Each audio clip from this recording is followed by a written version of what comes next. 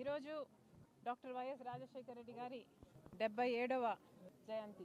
ఈ సందర్భంగా ఆయన కుటుంబం ఆయన ఘనంగా నివాళులు అర్పిస్తుంది. ఈ కుటుంబం ఎంత పెద్దది అంటే కోట్ల మంది ప్రజలు కలిగిన కుటుంబం. ఎంతోమంది ఈరోజు రాజశేఖర రెడ్డి గారిని తలుచుకుంటున్నారు. రాజశేఖర రెడ్డి గారు చేసిన మేలును ఈ రోజు వరకు కోట్ల మంది ప్రజలు మర్చిపోలేదు.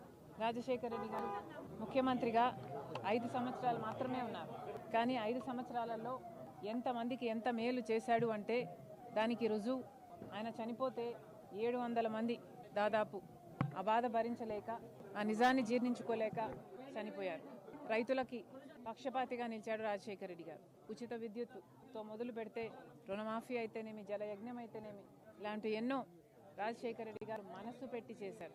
పేద విద్యార్థులు డబ్బు లేని కారణంగా వాళ్ళ చదువు ఆగిపోకూడదు అని, ఆశ చచ్చిపోకూడదు అని ఫీజు రీయింబర్స్మెంట్ ప్రవేశపెడితే ఎంతో మంది డాక్టర్లు, ఇంజనీర్లు అయ్యారు. ఈ రోజు వరకు కూడా ఉద్యోగాలు చేసుకుంటున్నారు.